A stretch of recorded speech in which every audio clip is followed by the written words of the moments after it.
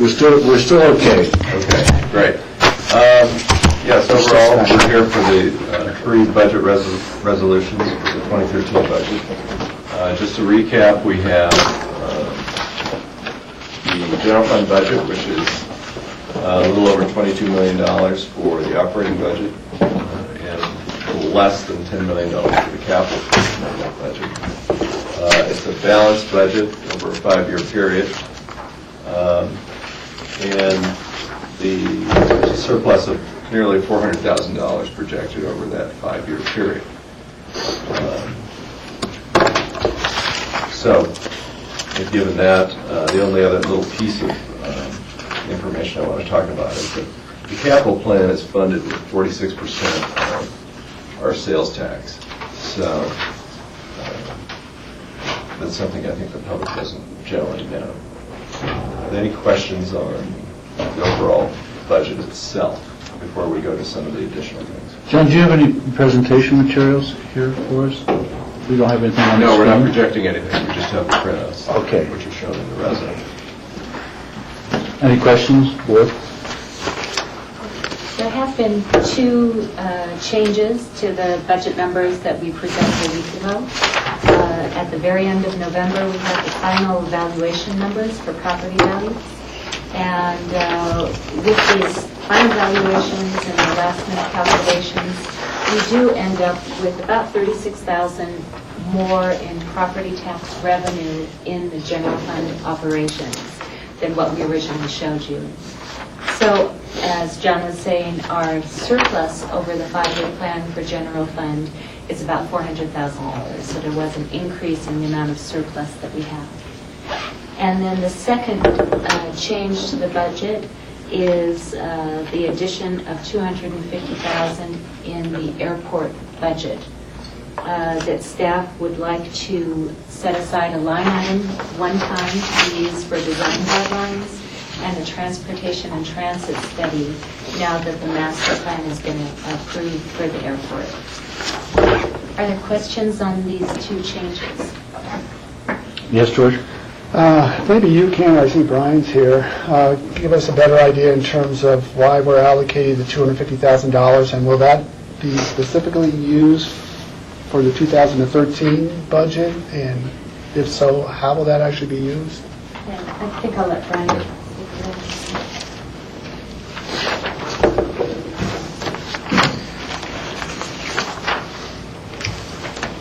Brian Griffey, Assistant Director of Aviation Administration at the airport. That's really just a placeholder, to answer your question. We haven't done a thorough analysis of what it's going to cost, so essentially nothing more than a placeholder for those two studies. It will be performed, or they're planned to be performed in 2013. It won't be a recurring cost, but it's to set the design guidelines are to set what the county would like in overall development of the airport. And if I could add on to what Brian's talking about, you may recall that there were two recommendations for follow-up upon adoption of the master plan. Because the board had not yet made a decision on whether to move forward with the airport master plan, we didn't include the further planning items in the budget. But the transportation study was an item that was requested through the Planning Commission discussions to explore whether there were, as we go into further future planning for, whether it be development on the east side with the terminal or potentially even on the west side with the second FBO, whether there were some best practices for encouraging use of public transportation. And so that could be a range of options, many of which we may not even know exist yet, which is the purpose of the study. But for example, it could be everything from how do we link our existing transit in to are there opportunities for logistics so that maybe there's a luggage delivery service that would mean the use of public transport would be more attractive to those traveling if they didn't have to haul all their bags and skis and gear onto the bus. all of those items have certain design elements that are associated with them, either for a facility, so to accommodate logistics, or for how the different components of how people are moving from the airport to their final destination, whether it be through shuttle, taxi, bus, rental car, those sorts of things. But I think one of the requests was to ensure that as we move forward, considering the design and how that facility is laid out, that we examine the best practices in transportation and how best to move people. So that's one element. And that came directly out of, I think, the discussions with the Planning Commission. The other item is one that we talked about, not in detail, but we talked about as a next step during the planning process, which is design guidelines, which is where you get in to the more specifically into the look, feel, design of what a future terminal would look like. I believe, and Brian, correct me if I'm wrong, these design guidelines would also apply on the west side for any future development, should there be one for a fixed base operator. And what we've always discussed was we needed to, we've done the space reservation. This is taking it to the next step where we would then figure out, what do we want the look and feel to be like, and also bringing the design elements to a certain degree of completion so we can begin to nail down really what is that size, what is it going to look like, what is it going to feel like. And what we do is come back in January with a staff recommendation and probably a more refined budget as far as how we proceed with those two processes, including how we had set up citizen advisory or recommend setting up citizen advisory committees again, what type of expertise we need to run both of those studies appropriately. But we felt it appropriate since the airport master plan was adopted, that we go ahead and acknowledge that these are the next steps that have been identified, and that we put a placeholder in, and then we'd come back and have a discussion with the board in January about specifically how we're moving forward. Rachel? Yeah, I can understand all that, but I guess I have an inclination to want to let the dust settle for a teeny bit, and maybe come back and do this as a supplemental in 2013 when we have those specifics, and when we have plans, and when we take a look at it. Sometimes, not always, but sometimes when you put a placeholder in of a certain amount, your bids from your potential clients are going to come in really close to that. And I don't want to set that as a benchmark of, quote, what we're willing to spend to accomplish these things. And again, I'd like to have a little bit of time to think about the next steps and how I'd be more comfortable if I knew how we're going to engage the community, what steps we're going to take, and maybe have you guys go out for a request for qualifications and help shape that first. But this is a little cart in front of the horse for me. Not that I'm opposed to it, and not that I think that it's eventually going to be the appropriate step, but I would myself prefer to do it as a supplemental later rather than include it in the budget now. Rob, can someone answer the question what the disadvantage is to doing it as a supplemental budget? Because I had the same thought process too. Yeah. On letting the dust settle a little bit, as opposed to saying, well, last week we supported the master plan and this week we're starting to spend money on it. Well, I think there was a couple lines of thought there. One, we could certainly do it as a supplemental. I think we had spelled out as next steps specifically doing design guidelines, in anticipation that we may have an interested party that now that the master plan is adopted who may want to submit a proposal to us that this is more of the due diligence that the county is identified as being important for implementation of that master plan, so that we start to engage in that process and show our intent to engage in that process before we receive or accept any proposals, for example, on the west side. So I think that, one reason, Rob, is certainly that certainly what we've been telling folks who are interested is, we have the planning process that we're moving through, and we're doing our due diligence in good faith, and that we're not accepting proposals until those processes are complete. So I think because we had identified that as a next step and an important implementation step, we wanted to be upfront that yes, we didn't include it. We made a conscious decision not to include it in our earlier budget proposals, simply because it wasn't clear that the board had adopted the master plan. Now that the board has, it is staff's recommendation that we continue forward with that due diligence. All that said, if the board would prefer that we put a little bit more detail into this and come back and handle it as a supplemental, that's certainly an option that's available to the board. Again, I think we just wanted to be sure that we were showing our due diligence and intent to move forward specifically with those design guidelines. George? Yeah, I understand, and it seems like there's two different uses. One would be, it's almost, I would view it almost sort of like a sub-area master plan in terms of better defining what an additional FBO would look like based on the master plan as one part.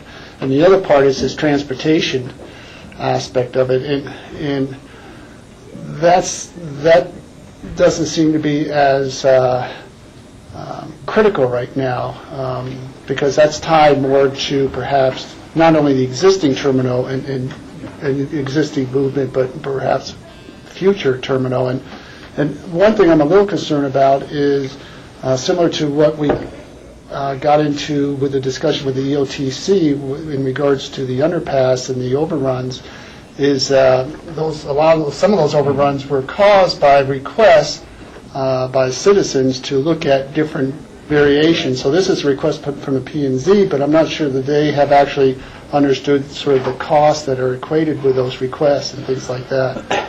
Well, if I could step back too, I want to be clear that the design guidelines are for the terminal area and would also apply on the west side. Okay, I focused on the west side because that's where we're reliant, as we had talked about, that potential development pressures there may come based on request, and so that's why we wanted to be ahead of that curve. But the design would apply to the terminal area, and the reason the transportation is important is what we find in that transportation study could affect the physical design elements of that terminal area. So we do see those going together contemporaneously. And I think there's going to be a lot of commonality in terms of those design elements and look and feel in the terminal area, as well as what happens west side. But again, I agree. We were jumping on the transport side because that is a comment that the board had specifically asked to be included in the master plan. It was included in the master plan. And because it could affect other design elements, I think on either side, actually, east or west side, that we felt that needed to be done contemporaneously with the design guidelines. Rachel? Again, I understand all that. Yeah. But I don't want this to be perceived as being hurried. And just putting a supplemental with a plug number and not having any other levels of detail, to me, feels hurried, and I don't want that. And we're middle of December now.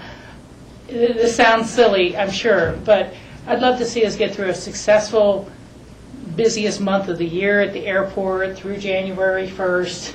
No radars going out, no nothing, have all that done, rather than saying, I want you guys to be spending X amount of time developing these requests for proposals for a transportation study and new design guidelines and reviewing the bids that come in and things like that. And I just think that it is still good faith. I'm not even sure, usually our ordinances take 30 days to take effect, as opposed to, I'm not sure on the master plan if that's the same timeline. But it just, to me, the citizens who participated in our working groups gave so much time and so much energy, and to be kind of in a position of saying, hey, we're starting right away again, we want you to be re-involved, we want new people to be re-involved, we're going to start having meetings and, that quickly. It's just too fast. And, I want us to run on our schedule and not on the schedule or the timelines of, quote, potential bidders. And I think we are moving it forward in a thoughtful and timely fashion, but I'm just not comfortable with a plug number. I'd much rather do a supplemental. I'd much rather have a large, full work session first on, how we're proceeding to find the consultants, how we're keeping the consultants on budget, how many meetings we expect out of the consultants, what our resources are going to be, and even us adding some initial input to that process. I think there's some initial input, not that we're going to design it, and so that's just my feeling on it. Jen? A question and then a comment. From the perspective of master planning for the airport and what it costs to do that master plan, wasn't that over $2 million? We had FAA dollars to accomplish that. I don't have the final. Do you guys? Well, Brian, do you? I'd have to double check. yeah, and I'm not asking specifically, but I know there was a large grant, and I assume that always requires, a match, et cetera. So, we've collectively invested a huge amount of money on this, but somewhere, and I could not find it, I thought we had some planning monies left over from that exercise. Something popped in my brain, and I certainly, after all the hours of preparation and meetings, I have no way to trace it. Is that factual? Do we have any of those monies still left over from those resources? We would, even if we did, Jack, those would still have to be appropriated. So they either need to come, because appropriations are about permission to spend, and so right. Those would accumulate in fund balance. But like I said, if it's the board's desire to bring this back in a supplemental and for us to put more detail on it, we can certainly do that. We'll probably want to do that earlier next year, early on in 2013.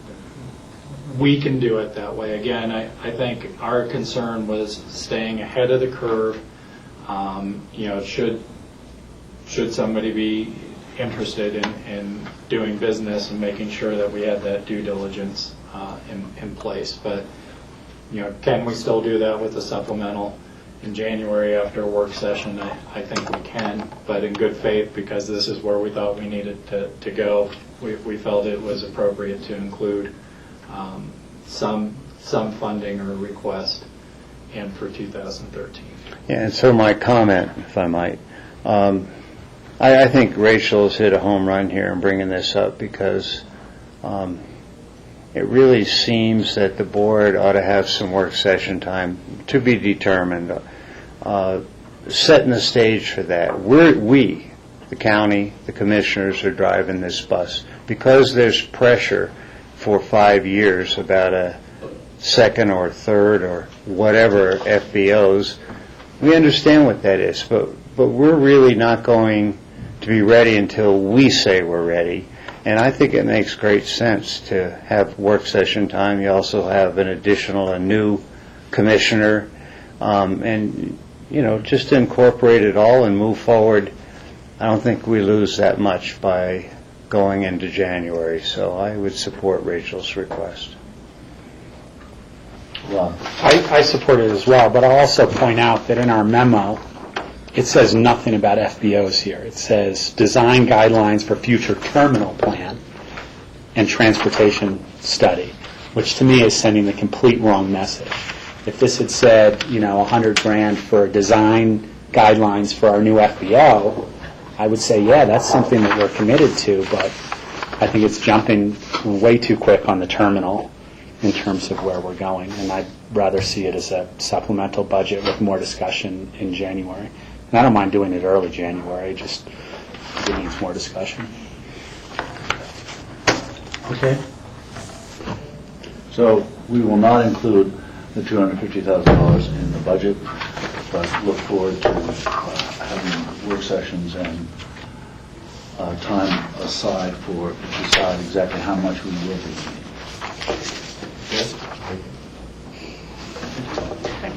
I think, I'm sorry. Go ahead. I thought you were wrapping it up, and so we're going to need a vote on all of these, obviously. But sorry, I was jumping the gun. Jack? Maybe when we were asked, is there any questions on the general fund, I certainly should have brought this up. The only outstanding issue for me in the general fund is the Energy Smart program and the state grant goes away. Have we started doing some brainstorming as to how we might keep that program alive? We've granted out the X amount of money. Now, we don't have a report here, but George, I'm sure you're familiar with CORE, the work they've been doing, et cetera, granting various individuals and entities. So have we thought about, has there been any internal discussions about, what's next? How are we going to try to keep this program alive? We certainly don't have a federal solution to the original problem about Fannie Mae and Freddie Mac and all, doing the actual pure Energy Smart program. But this grant has been a great bridge, got us going with 3 counties cooperating and all that. So. Yeah, so, Jack, the budget right now does not include additional funding, for example, now or in the future, to support Energy Smart. I do understand that CORE, working with our other partners in the other counties, are trying to evaluate, because part of what that grant was really about was, I always likened it to almost a research and development grant, where we were ramping up programs, trying to see which programs had enough value in the communities that they were offered, where they could be supported either through folks who are willing to pay fees, or maybe local government entities like us saw enough value in them to support them in the future. It's been difficult because we haven't had that analysis or recommendations come back. I think that's something that CORE staff is working on with the Energy Smart staff from the other communities, and will probably be a proposal. There will probably be a proposal in some form that we'll see in the future, but we really didn't have anything to base future projections on, and whether those would be supported by alternative revenue sources, whether they needed some public support for those, we just don't know. And so we don't have anything set aside right now.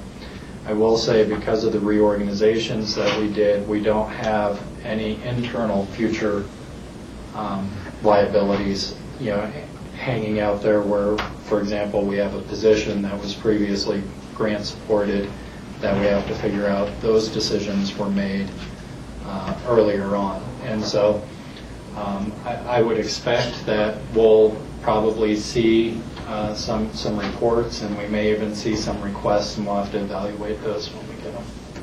And Michael, may I ask one? George, have you all, meeting at CORE, thought about accessing any state energy funds? I mean, we've benefited before, and certainly this is just, it's developing because the major grant goes away, and I totally would agree with where we're at. You can't plan for something that you don't have any facts. But, there's one avenue there, whatever. So you're investigating multiple Yeah, as possibilities. John stated, the core staff is looking at this with our other partners, with Eagle County and Gunnison, to see if and how and what sort of program may develop out of this original grant. Yeah. Well, good. I appreciate the heads up and something that will come on the table at an appropriate time. Oh, do you mind if No, I please, just add Michelle. on? Yeah, and Jack, we've also been talking to Core, looking at the various plans that we've done historically for our energy plans and such, to see if there are ways for us to partner more effectively to achieve those goals. And so that could mean a different financial relationship in the future. I don't think it's something, again, that's right yet. Yeah, good. Thanks for the explanation. Rachel? Thank you. Jack reminded me of something I've meant to ask about, and it's tangentially related into this budget. It was a hearing that I missed, but I'm not sure if this was discussed or not, with the City of Aspen on the joint housing funds. But I was reading in the paper over the weekend that the city's Canary Initiative is going forward with the energy improvements on units as they sell and turn over, and adding the cost of those improvements to the base of the unit going forward. I know we had a discussion once, and our concerns were raised, my concerns were raised. I never really heard anything back as to whether these were addressed, but the article referenced that Pickens County had to sign off on the program because we're joint owners in the deed restrictions through the housing office of all units. And I just was kind of wondering, I didn't remember us signing off on the idea that, a $200,000 unit would be raised to $210,000 or $205,000 for the next sale. And, my concern was that price increase would go on forever, but the value of the improvements may only last 5 or 10 years at most. So probably outside the budget discussion, my understanding was that, yes, the city was moving forward, but only on units for which they for which the deed restriction ran to the benefit of the city, and that if they did want to expand it in the future, expand the program, that it would require them to come back to us. That was the last discussion. That was some time ago, kind of following that initial discussion. That Well, I know I'd that have the sometimes city newspaper staff. articles are a little bit of a shorthand, but we can investigate that further. I just wanted to see But they if... would need to come back if the deed restriction runs to the county's benefit, we need to sign off on that change. Yes, Rob. Back to questions about our budgets, resolutions here. What I'd like, we only allocated a half hour for this today, but what I'd like to see in second reading, and this is just our first reading, because I think it's really important for a public explanation to this, because it took me 4 times going over it to what I think I understand fully, because we're talking about, and this is the Exhibit A on the mill levies and stuff like that, explaining the tax years, because we're looking at the 2013 revenue, which is for the 2012 tax year, and then there's a comparison to the current year, but it doesn't say, you think of the current year as 2012, but the current year is really 2011, because it's the revenue for 2012, which is really last year, not this year.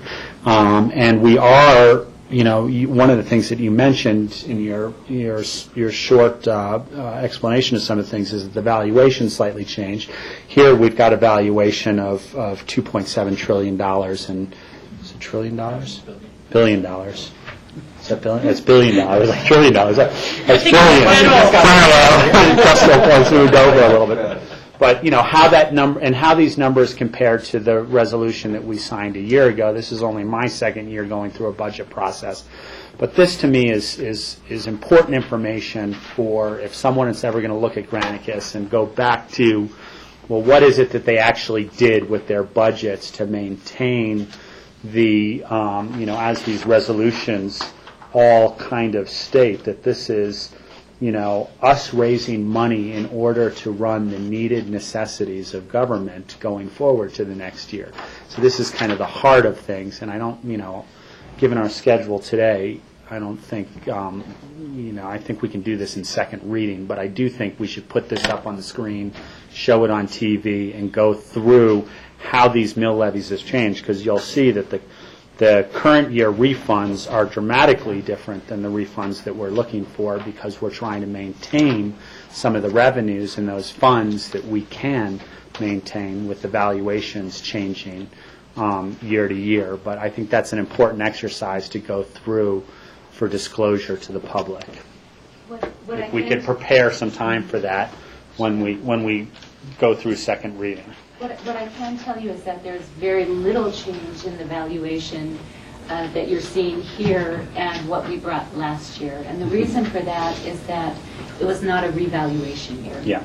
And so the values have remained almost unchanged. Of course, there are slight differences, but there are not large changes just because there was not the revaluation we had. Okay. If that's a reasonably request for the No, board. I think, okay. the purpose of these public hearings is so the public is informed.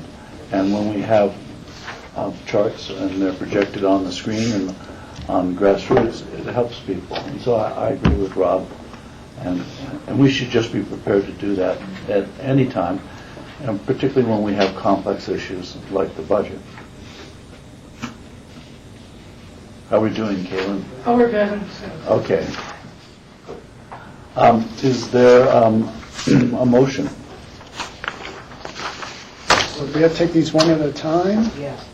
So I'll make a motion to approve a resolution summarizing revenues and expenditures for each fund and adopting a budget for Pickens County, Colorado for the calendar year 2013. Is there a second? Second. And is that as amended to eliminate the supplemental for the airport? We need to reduce the airport expenditures by $250,000. Thank you, as amended. they're shown in these resolutions. Correct. Any further discussion? Yes, Jack?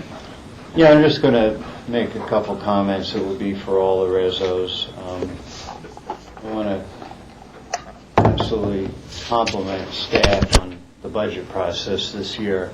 I thought last year was just phenomenal. It was the best budget process I'd ever gone through as an elected official. This year we've done equally well, but different reasons.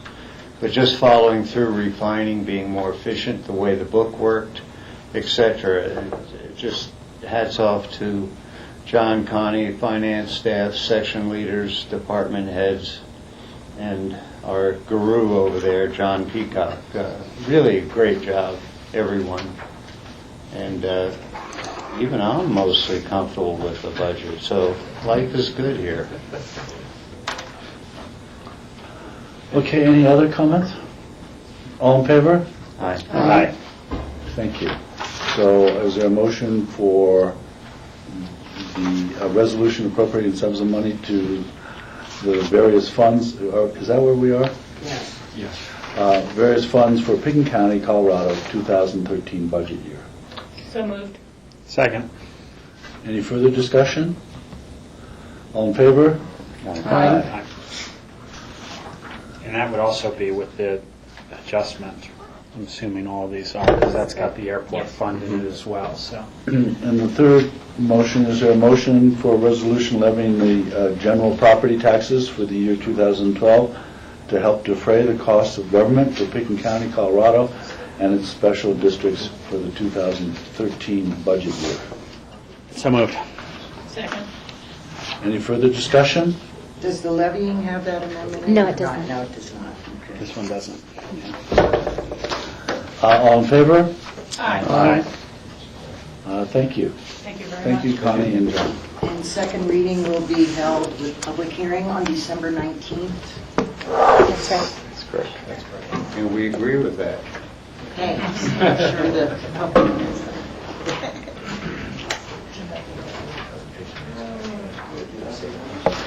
The next item of business is a review for optional premises permit to existing hotel and restaurant liquor license granted to the Aspen Skiing Company. And we have representatives of the Aspen Skiing Company here. Michael, should I make a motion to adjourn the special meeting first? Yeah, go ahead and do that. I'll make a motion to adjourn our special meeting for today, December 11th. Second. Any further discussion? All in favor? Aye. So welcome representatives of the ski company. Jeanette, do you want to just outline what this is about? Well, I don't have too much more other than what's in the AAS, just to say that a year ago in February, this coming February, the Board of County Commissioners and ultimately the Department of Revenue, State of Colorado, issued the ski company an optional premise license for a champagne cart, a movable cart on Aspen Mountain. And up until this point in time, the county has not had any complaints or issues associated with this. So then, with that said, I think I'll turn it over to the ski company. Are there any questions for Jeanette at this time? Yes? Just procedurally, does it need another renewal of that license coming up? Yes, yes. But this And that county doesn't have that. When would that be? That has just happened. Their renewal was in December. They just applied, yeah. In December for their full hotel, restaurant, liquor license. The renewal of the champagne card is part of that license, and that's why we're here today, to discuss with you. Okay, I'm just a little confused because we're in a work session, not a formal meeting now. We already did the approval on the liquor license? renewal- Or that's coming up at our meeting on the 19th? The renewal doesn't come before you all. It just comes to you? Yeah. Okay. I'm sorry, Jeanette. No, that's okay. Go ahead. But hold on, Dave, just say it. Just to explain, I think we had requested for them to come back and give a little, Yeah, no, how did it go? You know, what it was is it was a reallocation of the boundaries of their liquor license, which goes into the state liquor license and goes through I know this because I've done it several times with my patio space. And so that gets reviewed through the state and through an administrative process, but we wanted to make sure after year one that they didn't have any complications. I think we had requested them to come back and review it. And I remember that, and I guess I'm just getting a little confused because I know sometimes we'll get renewal applications that we do see for other services further out in the county. Do liquor licenses periodically come back to this board, or once they've been approved, they Once always go through the perks? Once they've been approved, we do renewals administratively. The city might do it differently. Yeah, maybe I'm just thinking about the special event permit. Special events licenses, come which always before, come back. yes. Rob, Well, the only question that I really had was, is this for Jeanette? no. Okay, well, let's let the ski company representatives speak first, and then we'll go from there. Dave, do you want to introduce everyone for us, Yes, please? I will be happy to. Mr. Chairman, Commissioners, thanks for having us. This is John Spears, who's the general manager at the Little Nell, and who's also operates the Sun Deck and is in charge of this particular facility. And this is Amity Ludlow, who manages all of our liquor licenses across the whole county in Aspen, Snowmass, and outside the cities. And we were here, Rob hit it right on. And in your position, I'm sorry. My position, I'm sorry, I'm Senior Vice President of the Ski Company and General Counsel. I'm Dave Belloc. Rob hit it exactly right. We came in approximately 12 months ago, probably exactly 12 months ago, which, and that's fine record keeping, and obtained this optional premises license, and the board at that time, having not seen an application exactly like that, said we're willing to grant the license, but we'd like you to come back in a year and give us an update about how it went and whether you had problems or not. And I'm happy to report that we had no problems whatsoever. It was popular with the guests. It wasn't particularly crowded. On a crowded day, there was people enjoyed it, and we moved it around the mountain. Didn't have a single problem of any sort whatsoever, and we met the conditions. We served food every day. We had 2 tips-trained people there every day. We didn't have any issues with over-serving, and it went great. It was the people who visited it seemed to enjoy it a great deal, and it didn't cause any issues of any sort. And so we're here in response to the board's request that we come back in 12 months, and we're open to answer any questions you might have about anything. Well, thank you for being here.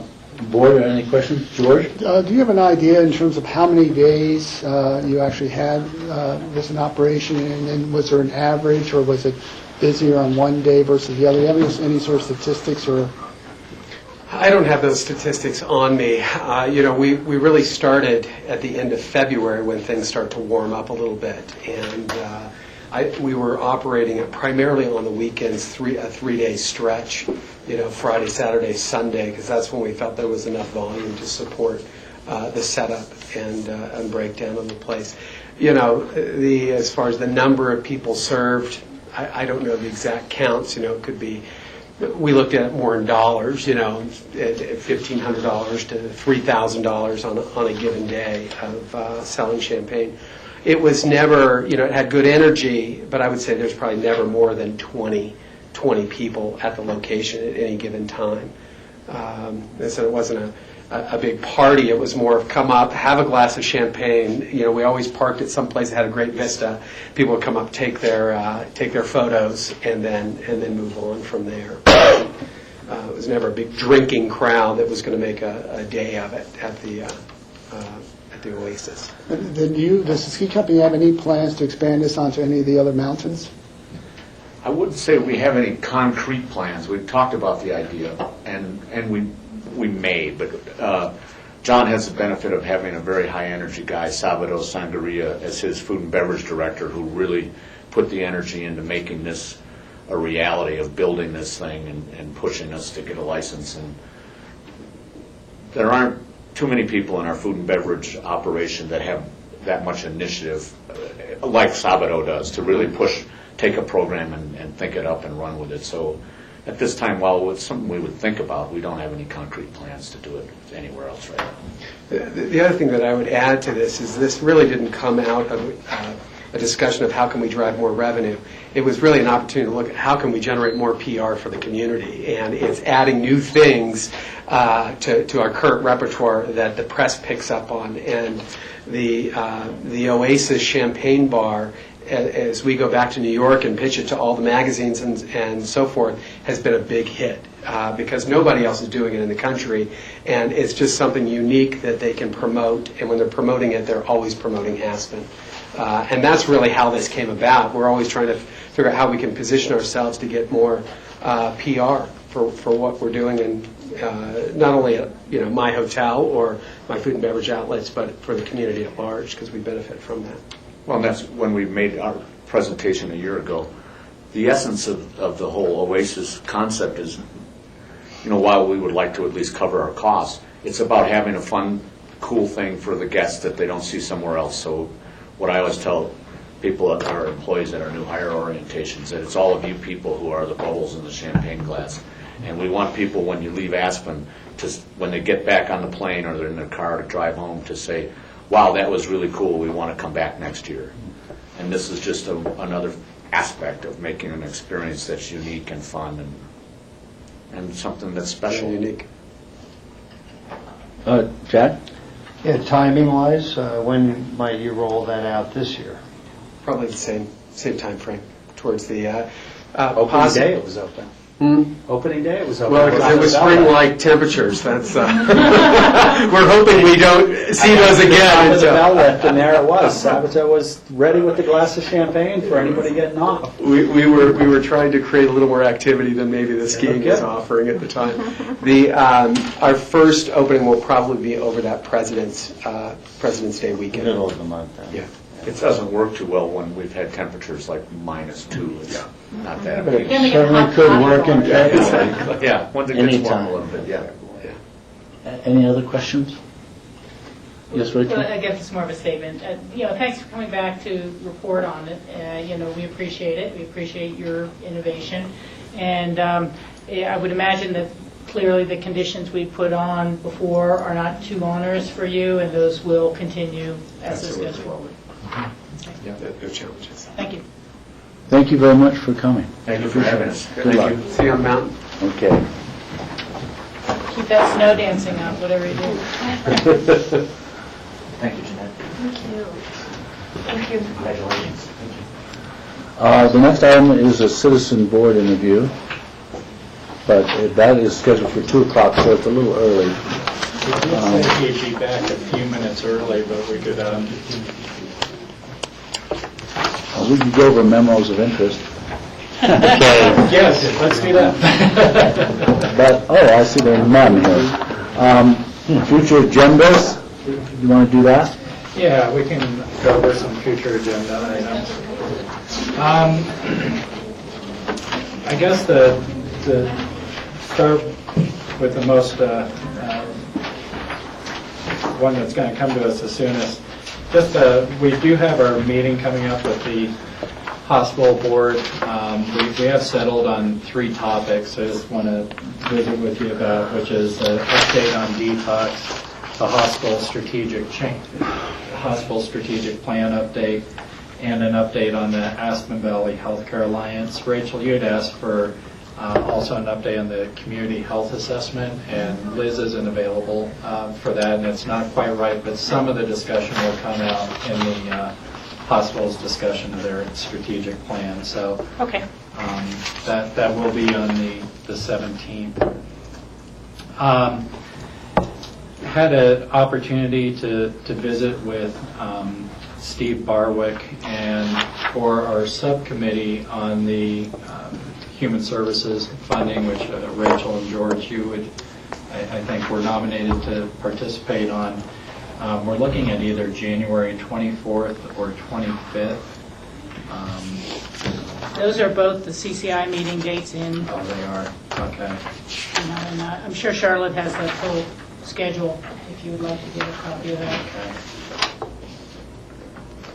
Is there any other, The 17th the 17th? works, and also I think the 10th and 11th work. What month are you looking at? In January. January. Okay.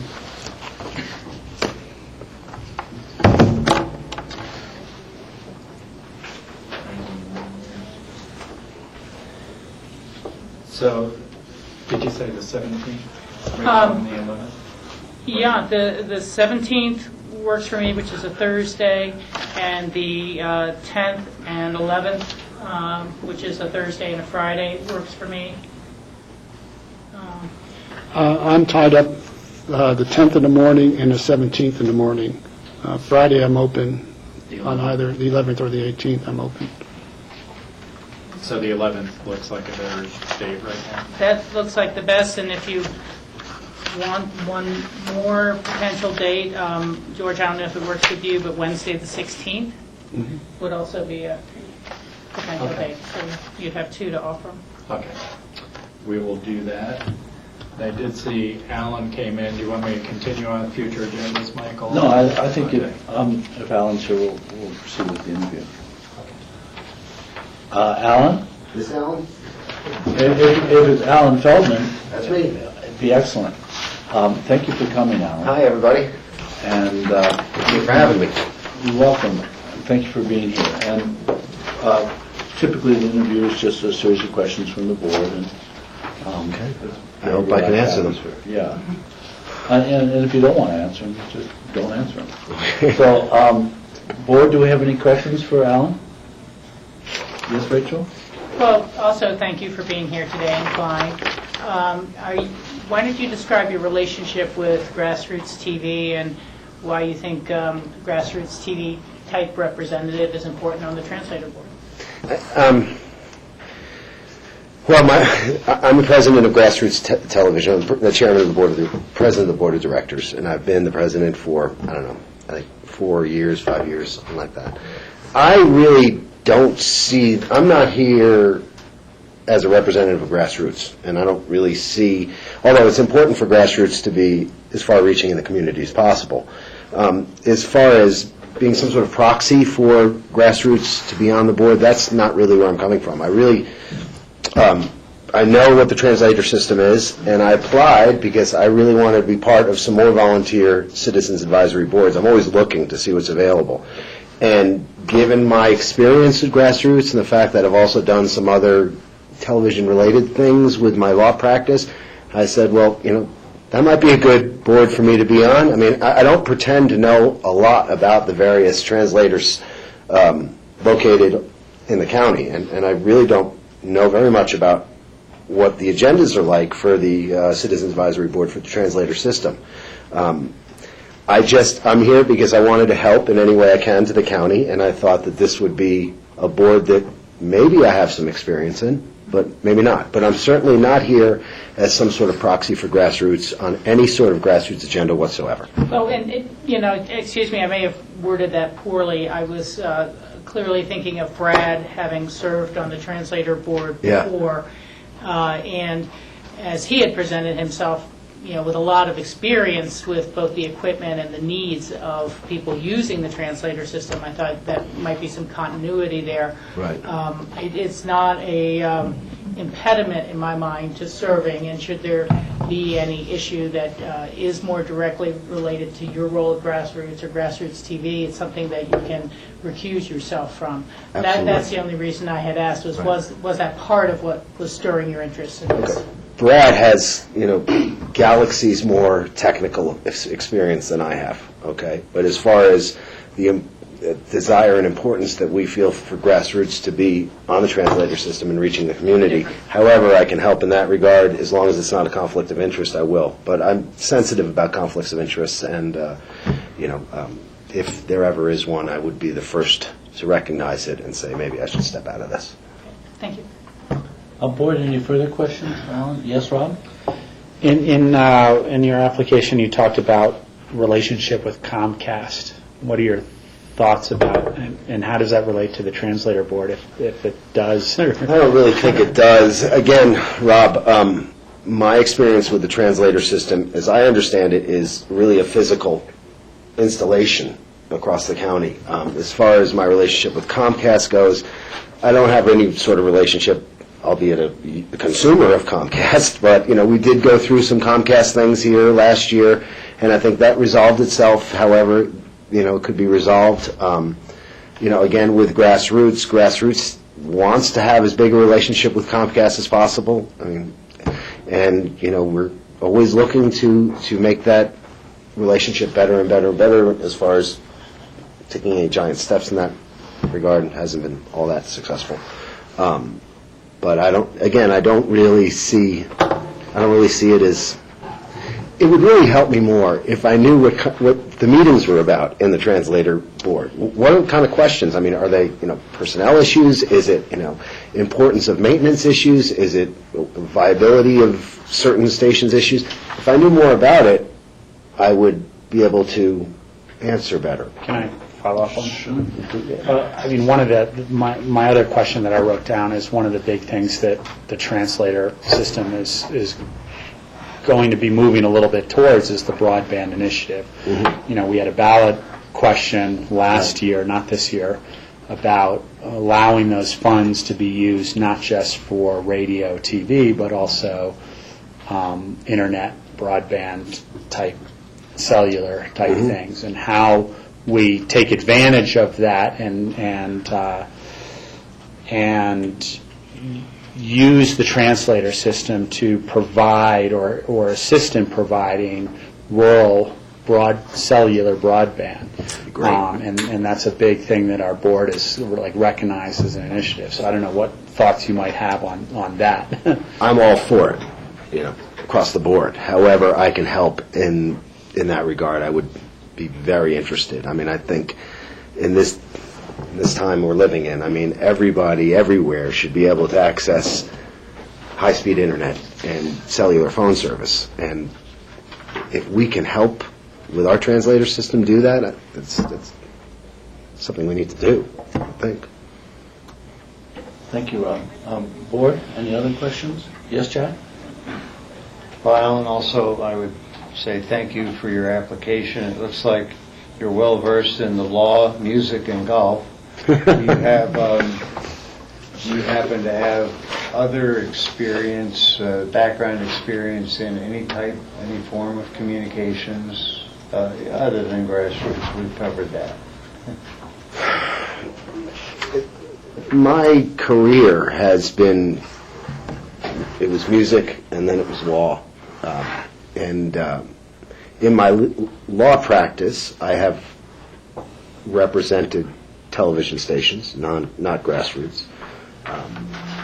But, Jack, nothing really is jumping out as some sort of incredible attribute of mine within the telecommunications field that would take me over the edge for an application. I wish there was, but there isn't.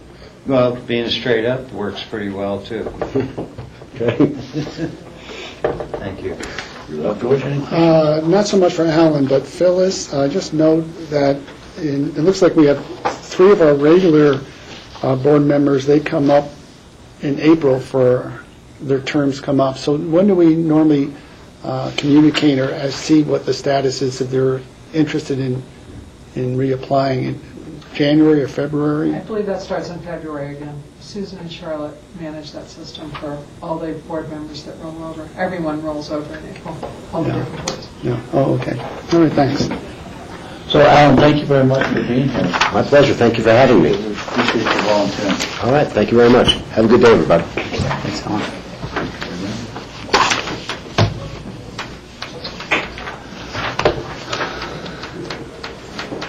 15 minutes. We got started early, Jody, so...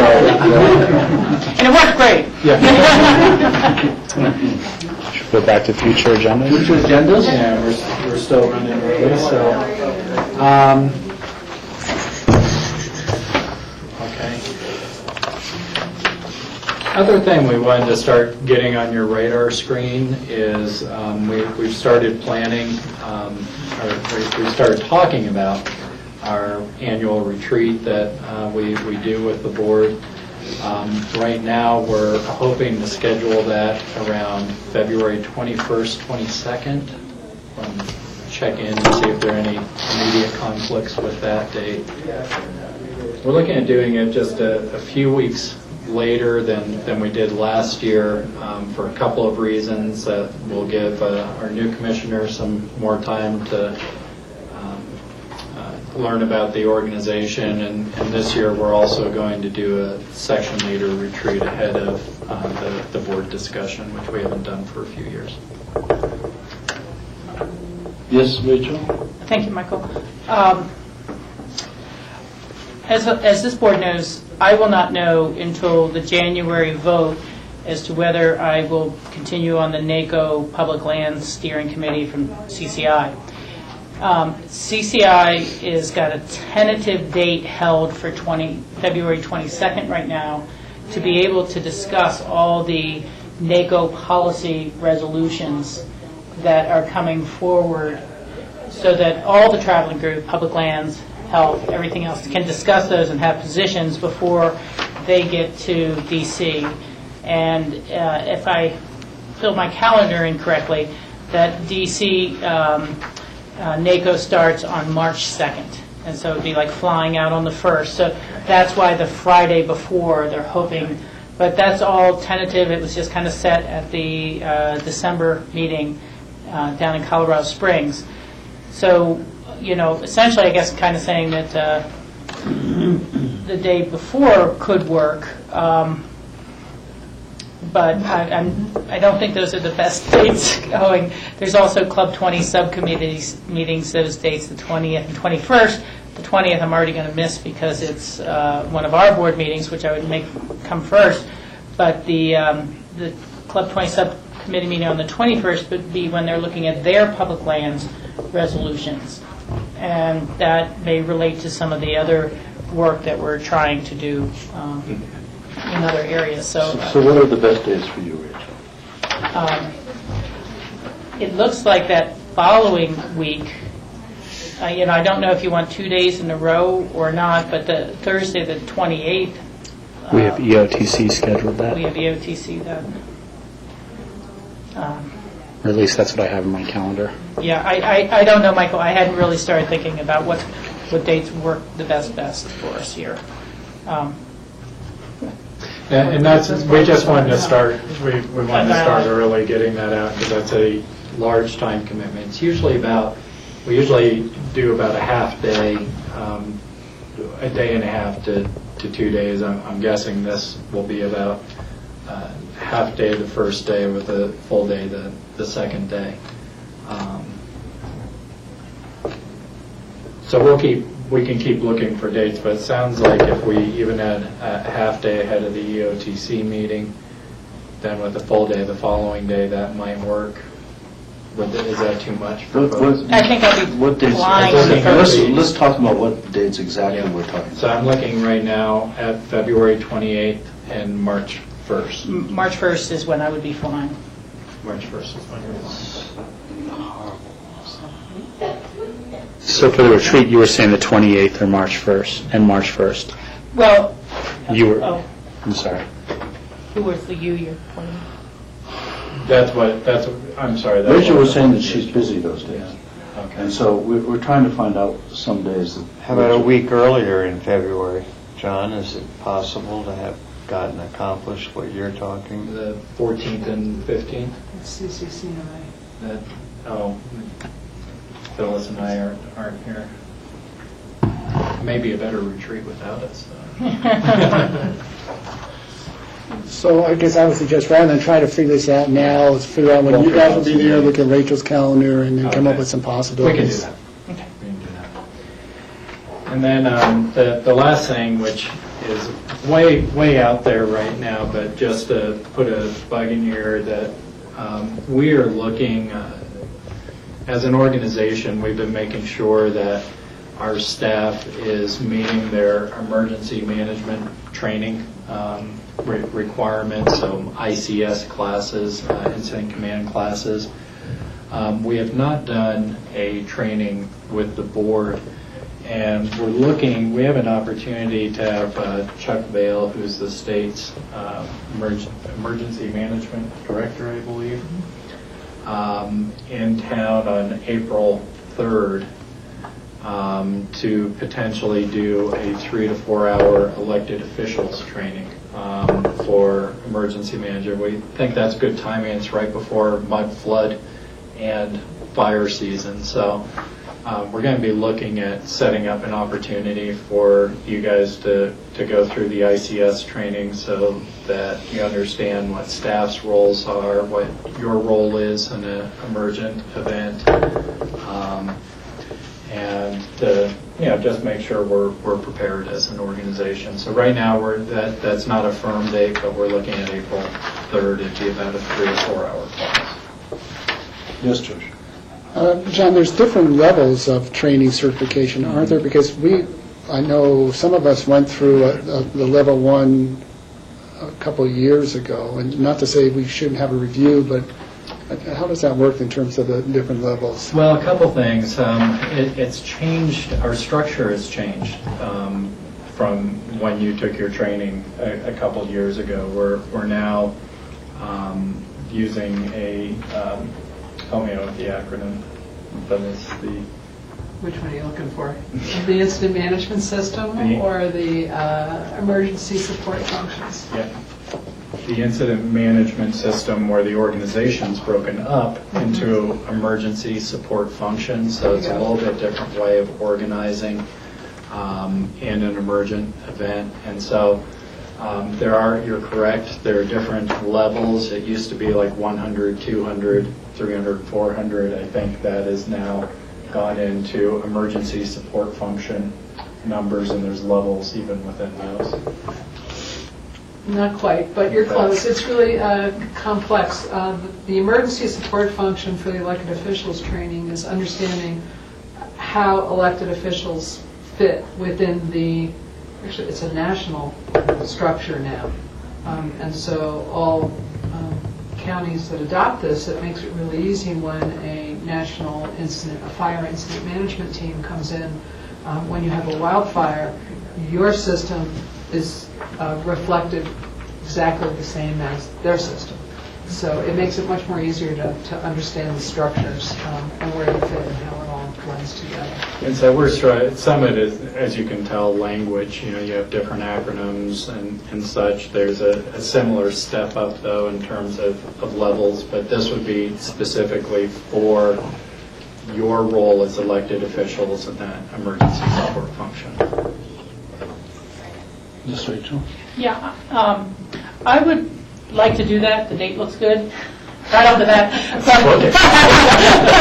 But I want to make sure that we're including in there, for one of the things I had gotten from the CCI fire was that there tend to be some informal roles that the county commissioners can be asked to be a part of, and just to have some discussion of what those. There's the whole formal system, but they seem to kind of really run the gamut from assisting with food collection efforts to answering telephone calls, at a call center, to, helping with stand-up child care centers so that people could go talk to the insurance adjusters while their kids are at play. And so I'd love to, make sure we have the full picture as well of the types of things that may at times be asked. And not that, but so I'll just leave you to think about that as, right. I want to note that we all know we could walk in the same direction as things happen.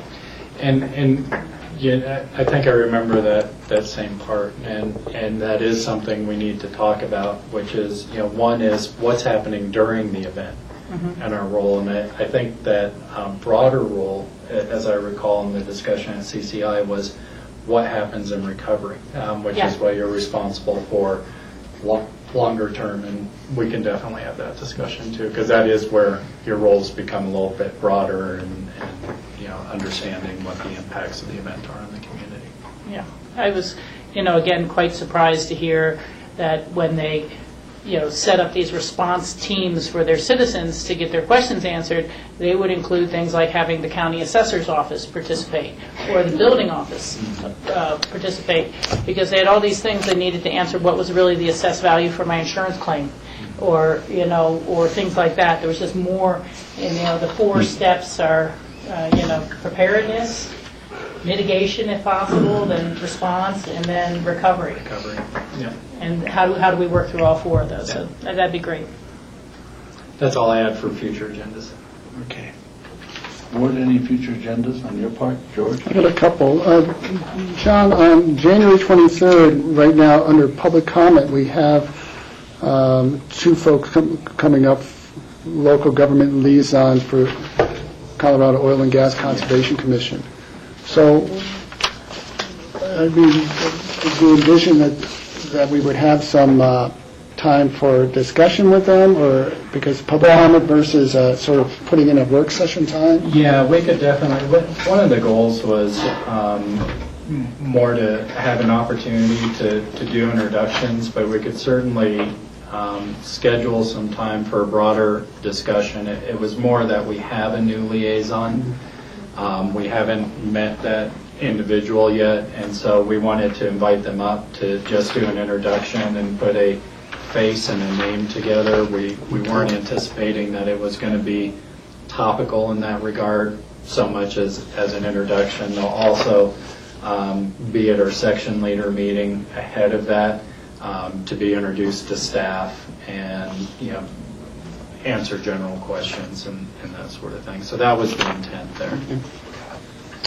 The other question I have is, and I've got an inquiry about a presentation for the Smuggler Hunter Creek management plan from one of the collaborating partners, and I noticed that the City of Aspen had a presentation given to them recently, and then the City Council was actually supposed to meet and discuss that plan and presentation in January for tentative approval. So, and I think it has to be approved by both bodies. That will be in your joint meeting with the Open Space and Trails Board on the 18th. This coming Tuesday.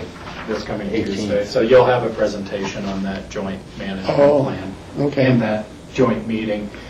And we wanted to do it in front of both the Open Space and Trails Board and Board of Commissioners because there's joint responsibility there. So that'll be part of your packet. Yes, Rachel.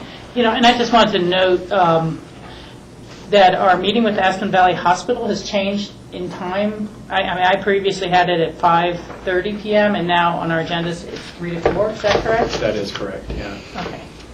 Thank you for catching that. I had it on 2 different days, so it was easy enough to try to be sorting it out. Any other future? Yes, Jack?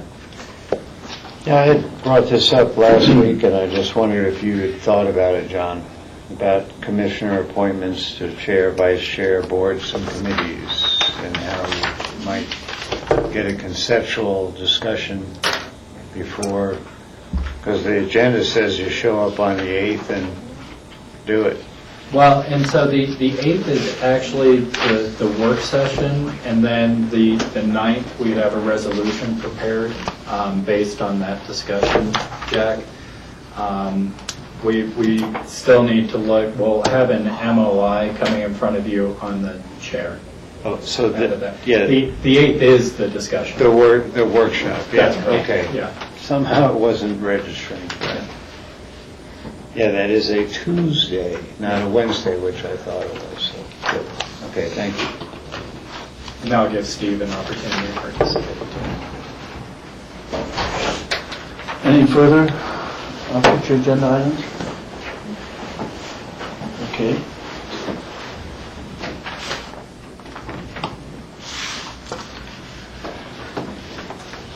We'll go on to our interview, if that's okay with the board. Andre, why don't you come forward, please? Wow. Well, we're just a little bit ahead of time, so... Great, that's perfect. Awesome. So we'll get started. Thank you for being here. We appreciate it. And the commissioners just have questions, and we'll just start there. Board, any questions for Andre? Seeing none? Yes, George? I'll start. Andre, one of the questions that you answered, what are the top 3 issues currently facing the board? One of your responses was improving the state of knowledge, quote, science related to local water issues.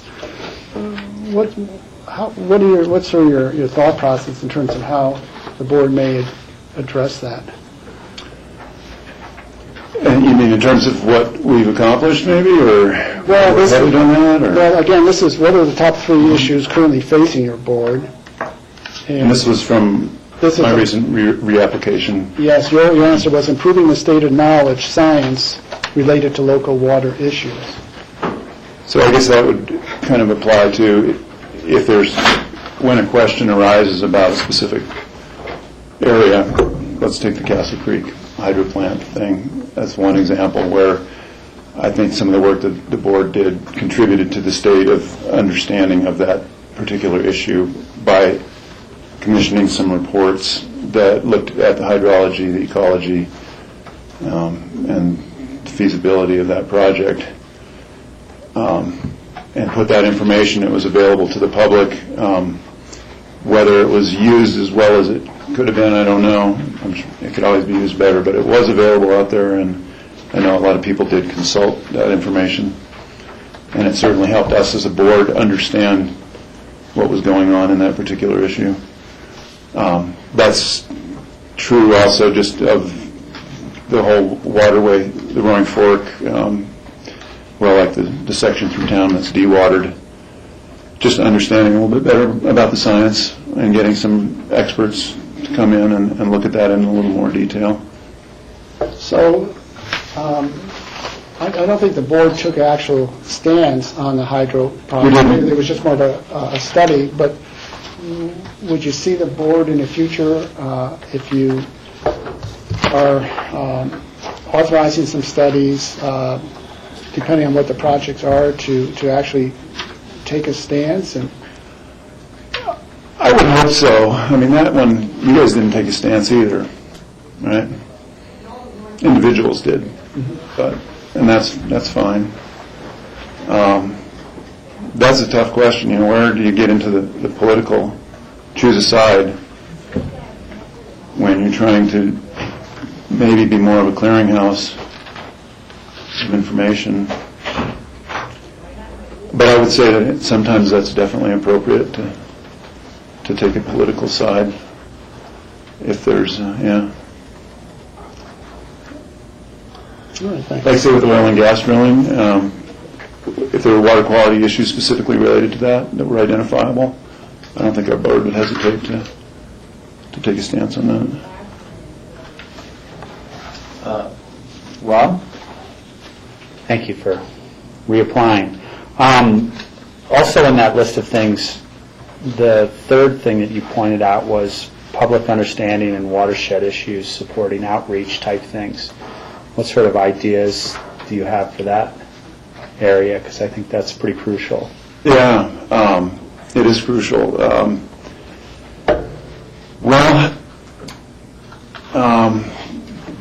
One area, I just walked in here from my class from teaching, and I've got a little window here of opportunity, a little break, a little reprieve.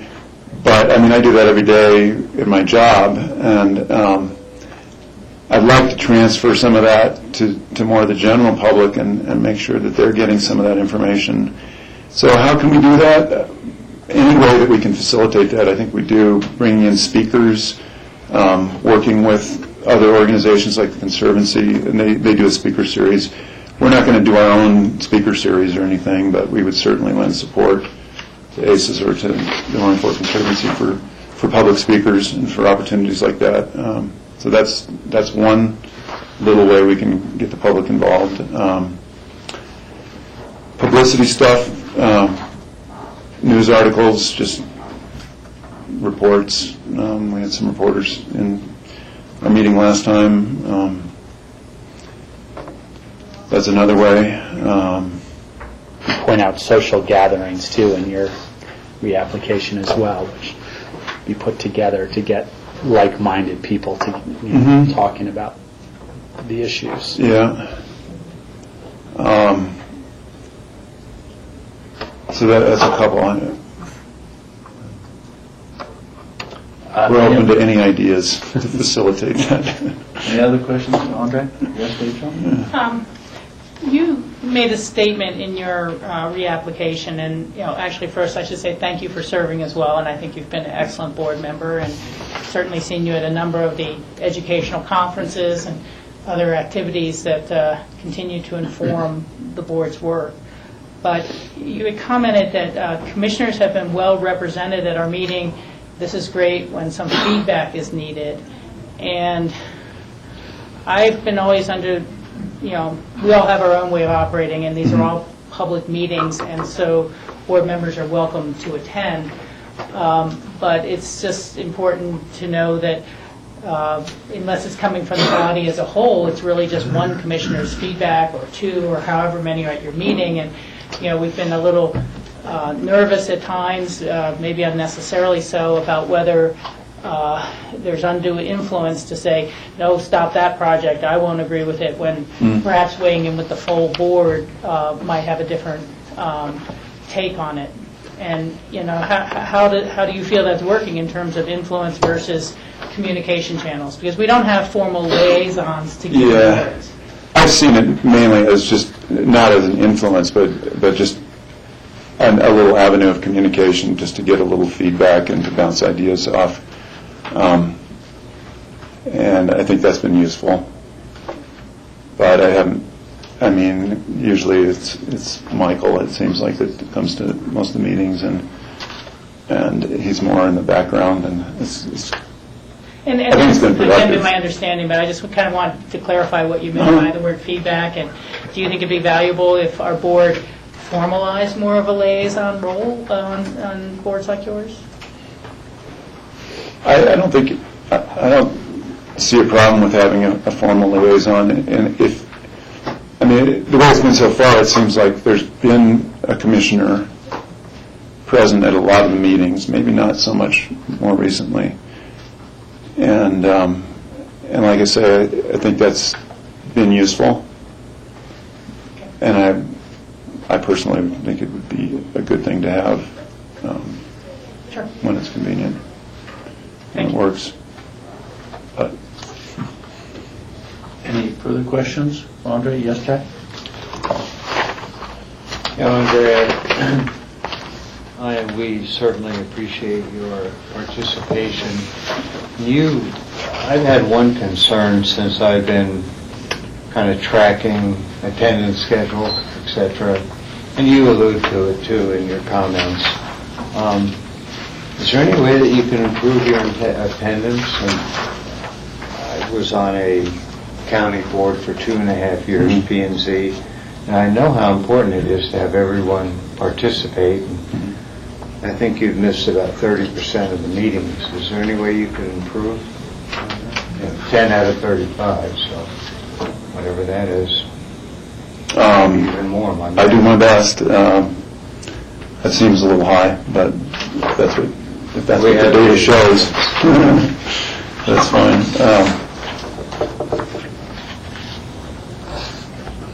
I can certainly try. That's all I can say, is I can do my best to make all the meetings, and when I'm in town, I come to the meetings.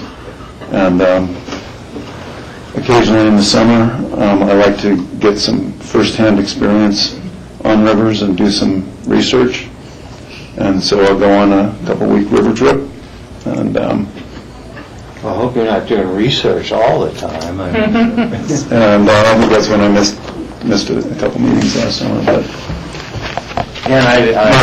my schedule is pretty good. It's just basically part of July and August that I'm not around. The rest of the year I'm here.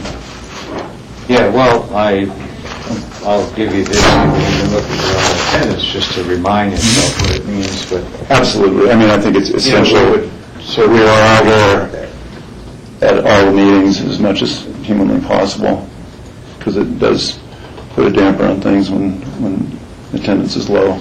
A lot of talented people with good ideas, and the way to further those ideas is to mix it all up. Absolutely. I appreciate the answer. Any further questions for Andre? Thank you, Andre. Appreciate it. All right. It's a great board, and I really enjoy serving on it. So, thank you for the opportunity. Thank you very much. Just a peek. Okay. Whenever. Thanks, Jay. Hey, thank you. Appreciate your role in that board.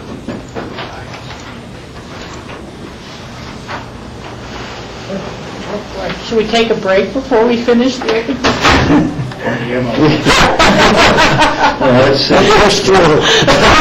Okay. You guys are gluttons for punishment. Do we have, I guess there's open discussion. That's it, huh? Yeah, there's no MOIs, and if we're done with future agendas, I wasn't sure if all the board members had gotten their future agendas addressed. And so, any open discussion? John, do you have any open discussion? Yeah, just one item, just to let you know.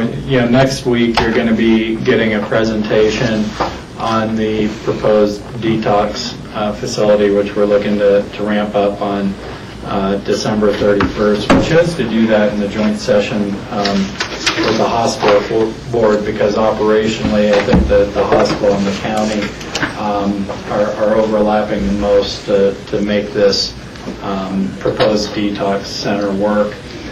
We've been having a number of meetings. We had really 3 between yesterday and today with law enforcement to talk about operationalizing the detox unit. We did meet with neighbors last night to the Schultz building to hear their concerns and see if and how we could address those, and then had a meeting with our other funding partners this morning to start to really nail down everybody's commitments and how we're going to look at this going forward. It really does seem like we're starting to land on something that's going to work for us moving forward. We have a lot of details that we're still working out.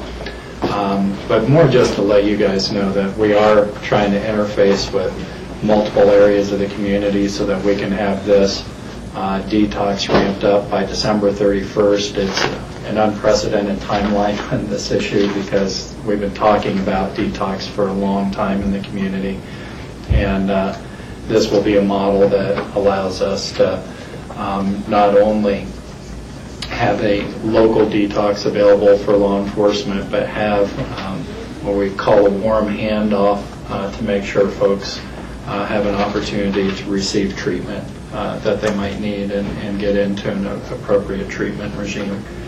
I know Rachel had an opportunity to attend one of the meetings last night. I don't know if you had anything you'd want to add in. Yeah, I met with John and with our staff, with the neighbors at Twin Ridge last night, and I wanted to say first that I thought our staff came incredibly well prepared. Someone from the Aspen Police was there, Sheriff's Department was there, 2 representatives from, is it Great West? Colorado West. Colorado West, that's right. I was thinking retirement, DUI, and I talked about their activities.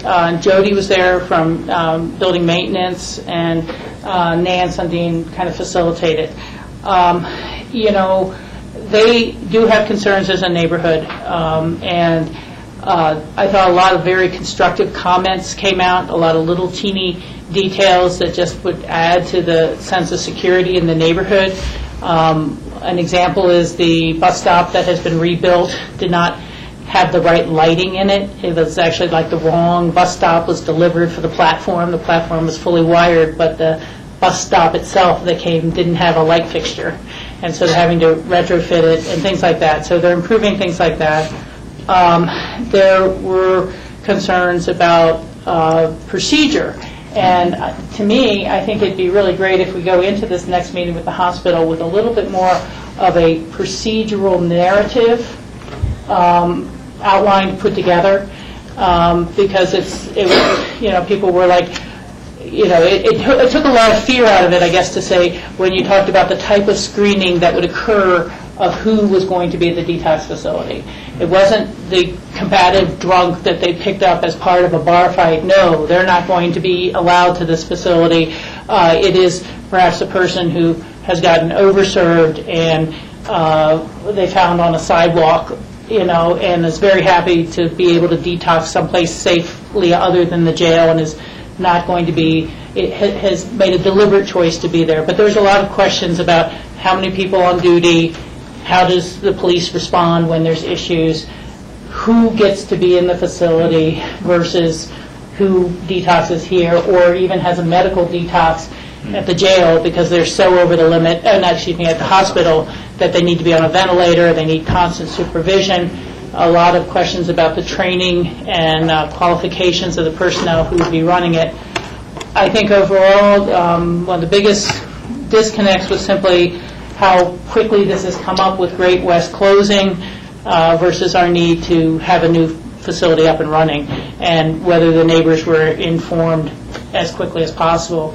It seemed that communications had at some level kind of tapered off over the years, and a lot of their concerns they brought forward really seemed to have more to do with the day shelter than potential negatives of a detox, although they may have some. And so, it was, again, very helpful for Jody to be there to be able to talk about security procedures at our building, as well as, we can have our staff expand their care of the grounds of the Health and Human Service facility to make sure none of those clients of the day shelter are stashing a six-pack in the bushes near the bus stop. And, they were looking to better protocols and perhaps working with the county and the city with the school district to have the bus stop further up the hill, closer to where the residents actually are at Castle Ridge and Twin Ridge, so that school kids getting on and off may not necessarily interface the same way with that different population because of concerns of being able to tell your 9 or 10-year-old daughter, yes, go catch the bus into town and meet your friends, and will they be scared by at different times by some of the people perhaps going into the day shelter. So there were, again, I thought a lot of very positive ideas that came forward. I think overall the group there had the sense that they'd love to see the detox center in the hospital itself and not in our Health and Human Service building. I think the hospital had various licensing issues and other reasons why that couldn't happen. But you have to wonder, going into their next phases, would it be possible? Or should it be possible, or could it be possible? But I think that is something really with maybe the neighbors and perhaps a county position or not, but with the city council when they're reviewing the next phases of the master plan going forward. So, again, I thought it was a positive meeting. It was a friendly meeting. Different neighbors had different levels of concern. Some were, hey, we really haven't had any problems before, and I've had friends who've detoxed, and it's not the population you think it is or you worry about. But it seemed there was more concerns about just overall neighborhood safety going forward. And we agreed that in 3 months we'd meet with the neighborhood again so we could talk about whether they really are feeling any of the impacts that they're concerned about and what we can do with them. And I think, like Rachel said, is a very good discussion. And I think it's going to help us manage the facility better. Yeah. Any further open discussion? That's all I've got. Jack? Yeah, I'd like to take a moment to compliment and thank the organization for putting on the Christmas party Friday night. It was well done. Complete thanks for those who were part of the organizing committee. It was really nice to have it down Valley for the sake of, the travel and kind of a trade-off because we'd have it up here for many years. I certainly have to thank Rachel Richards, George Newman, and John Peacock for the friendly roasting, as it were. And George with Hit the Road Jack, getting the band to do that. That was cool. he and I had already talked about that. So he took up the idea. But Rachel, you were very kind, and I appreciate those comments. John, you were really funny about the mayonnaise, my infamous lunchbox from Jeanette one of these past Christmases, and of course my hats. I ended up with 5 different county hats, and I guess it just was an example of all the roles we played, or something like that. But anyway, it was all in good fun. I really enjoyed it, and certainly is a relief to be over too. So anyway, I look forward to the next stage. But thanks, that was great fun. Any further open discussion? Is there a motion to adjourn? So moved. Don't need one. Okay. So adjourned. Thank you very much. I'm a rock president. Don't, yeah. You did such a great job on the budget. I'm going to work. I know. Yeah, now I can go to that old stuff.